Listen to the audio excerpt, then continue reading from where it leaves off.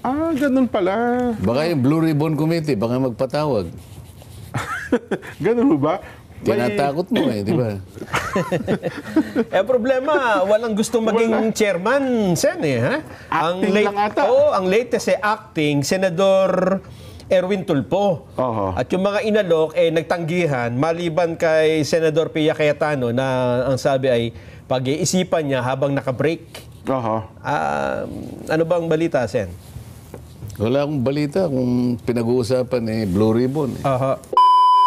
Anyway, Sen, ang Senado po, recess ngayon, ano? Tama po ba?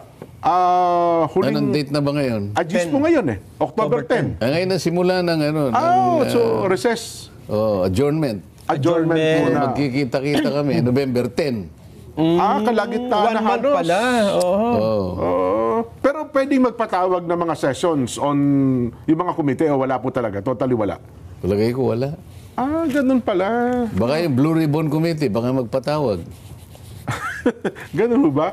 Tinatakot mo di ba? Problema, walang gustong maging chairman, Sen, ha? Acting lang ata.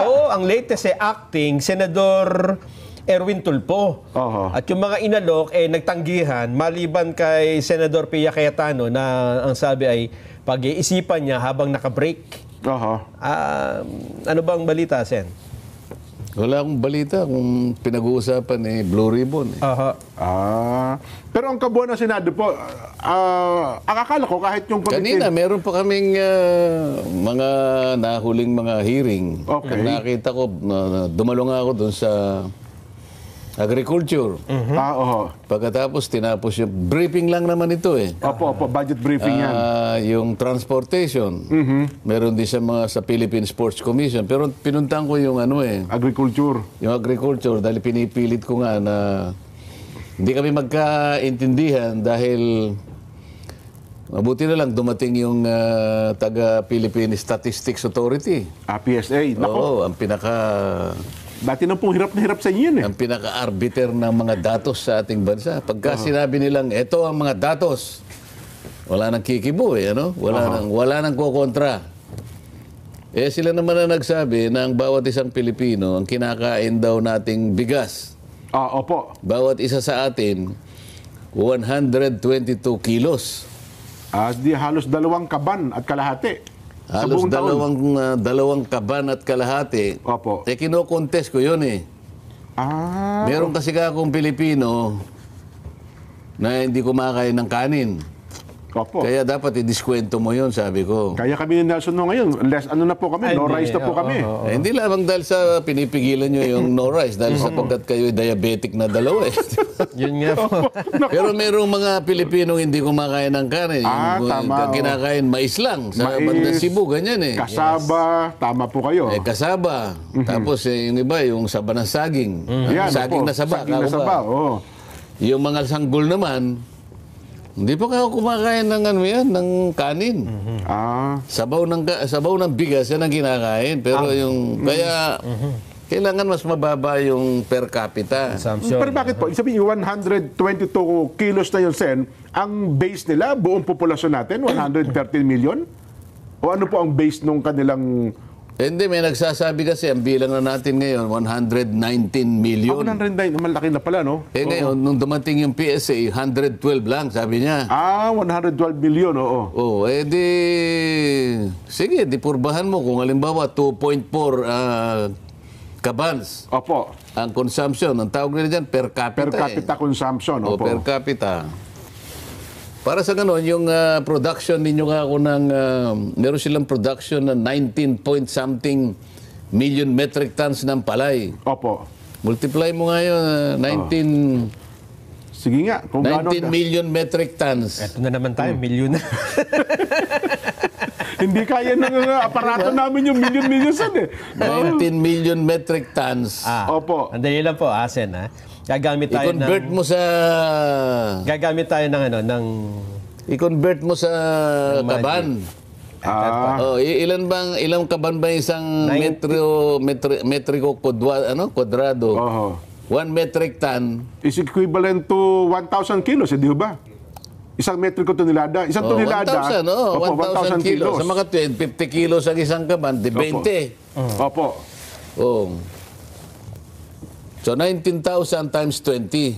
Oh. Para... Hindi, teka muna. 19,000 pala yun.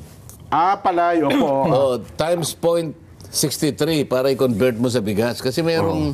Yung ipa eh. Kapag kaya na, alisin mo yung ipa, alisin mo yung binlid, saka yung mga nasisira. So, ang recovery rate, 63%. Okay. Oho. Ayan. O, ilan na yan? Ano ba? 19,000 po. 19,000 metric tons. metric tons. 19,000 metric tons. Sandali lang. Nagkamali tayo, ha? Hindi, tama na yung 19,000 times 20. Okay, sige. Yan. Para makuha yun ng yung... Para makuha mo kung ilang... Yung rice mismo. Kung ilang kaban ng bigas. Okay, sige. Para... 19,000. Kahina naman kumuwenta nito. Mauubos tayo ng oras rito eh. Hindi, yung hirap po yung calculator eh. Yung calculator po nahihirapan, hindi ako. Hindi handa eh. Paano naman yung kanyang yung kanyang ano yan, cellphone ba yan? Opo. Di kalburo yan. 19,000 times 20. 20. Oo. 380,000. Hindi. Oh. Gawin mo na mo 19,000 ano yan times 20. Opo. Hindi ano yan palay pa lang yan eh. Basta gagawin muna natin times natin, 0.63 muna. Oh, 0.63. times 0.63. Yan. 11,970. Okay. Ano labas? Oh. Tapos, Anong 11,000? 11,907 metric tons. yes. Yun ang magiging resulta ng palay. Yun ang naging bigas. So, times 20. 20. Oh, yan. 239,400. O, di sa mga tweet, kung meron kang 239 bags, yan ang na-produce halimbawa sa ating bansa, no? Magkano? 239. 239,000 na sako ng bigas ang na-produce. Ang sinabi nga nila, 2.4 ang kinakain ng isang Pilipino. O, di multiply na lang natin, 2 sako at 4. 100 million. Kasi yung iba nga hindi kumakain ng bigas eh. O, ilan yun? So 100 million population na lang. 100 million times 2.4. 100 million times 2.4. 100. 1, 2, 3. Kasi yung 12 million mo na mga bata Para na. malaman natin kung na-produce natin kasyang-kasya lang. Ba't pa tayo mag-i-import? Sabi ko, napalitaw ko kasi nung una, may sobra pa tayo eh. Kung ang pagbabasihan ay report nila na ganun kadami pa lang ating naaaning palay sa loob ng isang taon. O na kasi inaaning bigas, local production. Ang nangyayari, wala kasing walang support eh. Walang support. Ilan ba ako yung tinatamnan nating palay? Sabi niya, yung irrigated for 4 million hectares. Sabi niya ganyan. O yung inaabutan ka lang ng ulan. Yan, opo. Wala silang maibigay na matinong datos eh. Nako. Pagkatapos yung daw average income ng farmer,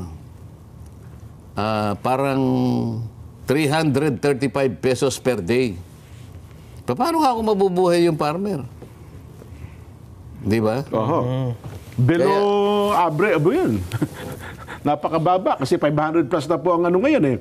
Minimum wage po ngayon buong Pilipinas. Hindi nga, napakahirap nga ng kalagayan nila. Kaya ang pinakamahirap na farmers natin, naglalaro sa kulang-kulang sa 600,000 eh. 2 million ang farmers daw eh. Sa buong Pilipinas. Okay. Parang 2.3 million sa buong Pilipinas. Ang kanilang poverty incidence rate is 27%. So halos ikatlong bahagi. So mga 600,000. Sino pa kakuha kung kikita siya ng halimbawa 400 pesos kamo na per day. Sino pang lulusong sa pagsasaka pagka ganyan ang kalagayan nila? Kaya pala hikahos na hikahos. Kaya halos lahat pala na magsasaka ngayon, ang gusto niya, kanyang anak, Kaya huwag maging farmer. Pagkatapos, sabi ko sa kanya, ang contribution ng agricultural sector sa ating GDP, 8% ng ating GDP. Ng gross domestic product natin, O agricultural country ka kao, ang isip-isipin mo, ang contribution mo 8%.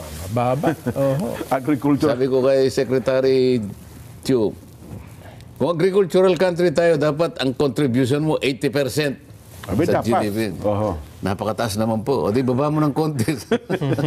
kahit 50% man lamang siguro sana. Di ba? Kahit yung 1/4 lang. Oo, Halimbawa, sinabi niya 25%. Agriculture tayo di ba? Bastante na ba tayo doon? Bakit nung yung pinag-uusapan 1965, sabi ng lolo nito Oo. Oo. Kapampangan ng lolo nito Yes po. 1965, sabi niya, ang Pilipinas pangalawa sa Asia. Yes. Second to Japan. O agriculture tayo noon Opo. Bakit natin naitayo yung ating yung ating bansa? Pangalawa tayo sa Japan. Sa buong Asia. Oho. Bakit ngayon? Nasa huli na tayo. Nalagpasan na tayo ng Vietnam pala, Sen, ha? O, no, isang araw, nire-report namin. At mukhang... Kaya ako sinisisi ko yung mga nauna sa atin Kasi kung tayong nauna, Jen, Oho. inihanda natin mabuti yan. baligtarin natin ang pangyayari. Oho. Kung tayong nauna, Opo. baka unang-una tayo sa Di ba? Kung noon pa man ay talagang napagtunan natin Hindi, lalo. Tingnan mo naman ang nangyari ngayon. Oho. Naghihirap ang bansa natin. Kinurakot lahat ang pera ng Pilipinas. Saan tayo pupunta niyan? Kaya mga naghahari pa po ata dito sa atin, Sen, mga nag-i-import di ba? Import ng mga agricultural products. Akala ko ba ipatatawag yung mga importer sa bansa? Sinasabi ko, kwentahin nating mabuti. Kahit na mapalabas nyo dyan, ang kulang na lang natin, halimbawa, 30,000 bags. Yun lang import natin. Kasi yung unang kwenta, meron pa akong surplus So, sobra pa pala. Tapos dinagdagan nila kung ano-ano. Sige, alisin mo na kako yung binhi, alisin mo na kako yung ginagawang kape.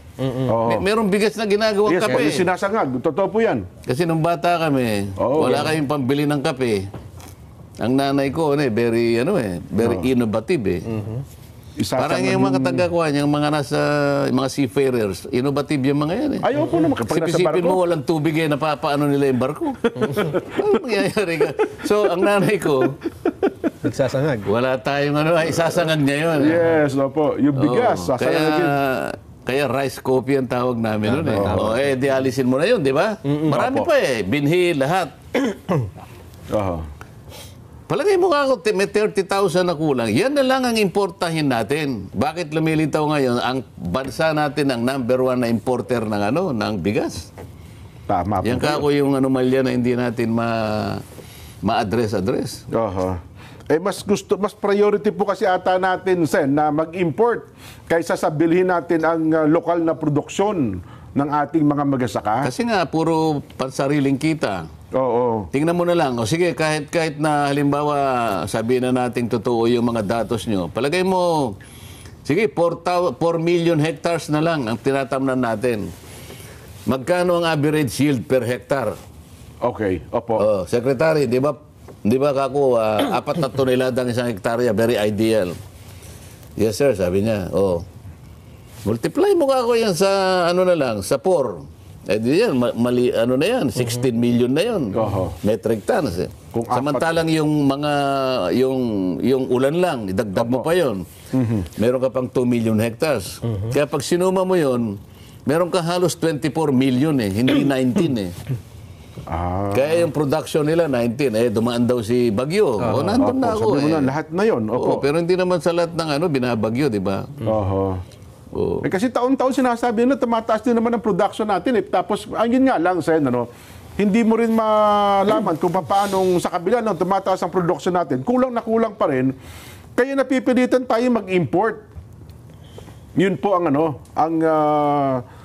malungkot na katotohanan. Kaya nga pinalilitaw ko, ilan ba talaga yung kulang natin? Yun ang dapat na i-import lang natin. Halimbawa, nasira. Sige, lahat na. May binagyo tayo. Oho. Mapapalitaw niyan, 50,000 halimbawa, bags na lang. Oho. Di yun ang import natin. Kung 50,000 lang, kayang-kaya na ng NFA yan kasi nagbabaper ang NFA, di ba? Oho. Hindi mo may papalitaw na kinakailangan. Binaba nila yung taripa para sa ganun, maraming mag-import. bumahan ng ng bigas. Oo. Oh, ang nalugi mga farmers. So, yung mga traders pupunta ng mga farmers. Oh. Wala na kanya, 20 pesos na lang ang bigas. Benta nyo na sa amin yan, wala na kanya. Bibili nila between 15 to 16 pesos per kilo ng palay. Oho. Ang production cost niya, 20 pesos eh.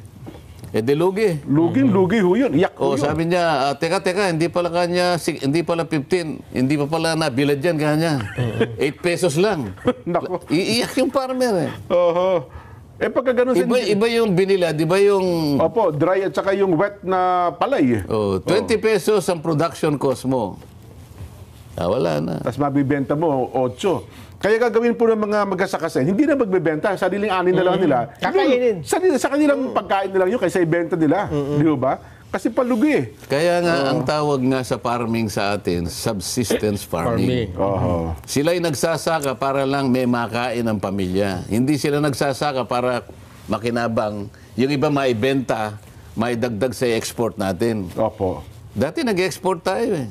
Ngayon tayo na yung importer. Tayo na ang pinakamalaking importer ng bigas. Nakakahiya. Naku. Agricultural country. Ang Singapore walang sakahan. Niwala po taniman ng Singapore. Oo. Di ba? Opo. Yung Japan walang mineral, tayo may bundok tayong sari-sari, ang napakaraming mineral. Ang kulang lang tayo talaga gasolina eh, pero karamihan ng mineral meron tayo eh. Oho. Ba't di na lang tayo mag-swap, di ba? Pwede ba? Halimbawa, si Nelson ang presidente. Oho. Makikipag-swap siya sa Shop ng presidente? Hindi. Yung punta ka ng Saudi. Palitan lang tayo, di ba? Tayo, wala tayong langis eh. Ikaw, wala ka namang ganito. Barter Pirma- trade. Barter na lang tayo, siguro. No? Panahon ng galleon trade. Pero sa budget briefing nila, Sen, naitaguyod ba nila? Paano nila dinidepensa ngayon yung kanilang budget? Naku, napakaraming pinag-uusapan ito para sa Carabao industry, para sa gatasan ng gasus. Maria Josep, hindi ka ako. Ang dapat na panagutan nyo dyan ako, yung high value crops. Okay. Napakaliit ang pondo ng high value crops. Pinipilit natin yung bigas. Wala na tayong kita riyan eh. Oho.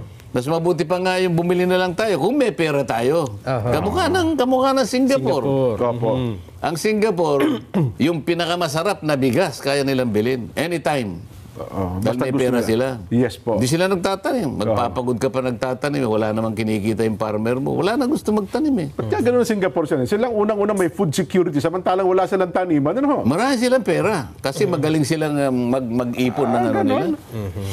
Di ba? Naging financial center sila. Puntahan sila lahat ng mga Pero negosyante. umaasa na sila ng kalakal galing sa ibang bansa. Wala silang sarili. Oo nga, pero yung bansa nila na itatag nila bilang financial center. Daungan ng kung nakita mo pati yung gasolina nanggagaling, dadaan mo na Singapore yan. Singapore nga yan. So sila yung magdidikta ng presyo, di ba? Singapore crude, sabi niya. Yes po. Yun ang batayan natin sa Pilipinas eh. Oo, di ba? Kaya pala marami ho ngayong mga anak ng mga magsasakasin gusto magsiman na lang. Sa pagsiman daw, 6 na buwan, pagbalik nila, at least kahit paano, meron silang sariling bahay, may sasakyan. Ganun po, ginagawa nila ngayon. Kaso, hindi naman masyadong nasusuportahan kasi yung mga seafarers natin, di ba? Ay, tama, Sen. Ang daming mga challenges dyan, di ba? Lalo na yata sa training eh. Sen. Kasi ang tawag sa kanila sea base, di ba? Sea base. Merong land base. Paano? Sa land base pa lang, gulong-gulo na sila eh. Sipin mo. Sa Saudi lang, halimbawa, Saudi. Napakarami ng problema sa Saudi. Siguro, sa estimate ko, mahigit sa 100 ang may problema, no? Kasi 1 milyon naman mahigit po at ang Pilipino doon, Sen. Marami nga. Saudi pa lang. Kasi sa Saudi, sa dami ng ating mga OFWs doon, lalo na yung mga domestic helpers. Yes po. Ito yung palaging hinaharas, no? Prone sa abuse yan, Sen. Marami rin namang may kasalanan sa mga pero karamihan, may kasalanan din yung mga employers. Di ba? Hindi sila pinasusweldo sa o kaya yung kontrata hindi naman maliwanag. Ito yung salary niya hindi naman ibibigay. O kaya naman hindi sinusweldoan sa oras. O kaya masyadong stricto. Napipilitang umalis ngayon yung ating kababayan. Pag umalis ka, ililista ka niya, iuulat ka niya, hurob, sabi niya. Nako. Ano po yung hurob? Pagka hurob ka, ikaw ang pinakakawawa doon. Magagawa illegal nila po, yun. parang illegal alien ka tawag doon. Oo, pagka hurob ka, sila pupunta na sila sa bahay kalinga ng ating mga embahada ron. Kasi wala na eh. Hahanapin ka ng pulis, hindi demanda ka ng pulis, kung hindi ka makapagpadala ng pera sa ano. Napakarami niyan eh. Kaya kailangan nila yung mga abogado. Okay. Ang nangyari kasi, pagka sila'y nagkaroon ng kaso ron, ang unang ginagawa ng DMW, pauwiin. Pero kasalanan ng employer. Yun ang first option. First option kasi para hindi na lang siya usigin, di ba? Pero kailangan ilaban mo siya. Para sa ganun, yung employer, hindi yung pinagtatawanan na lang tayo eh.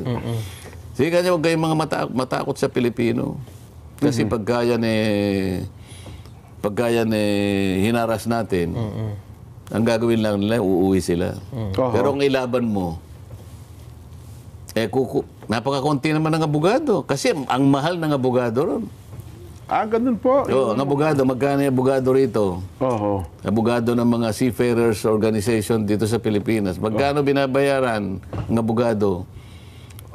Doon, ang abogado, 350,000 sa pera natin. Katumbas. Monthly, ha?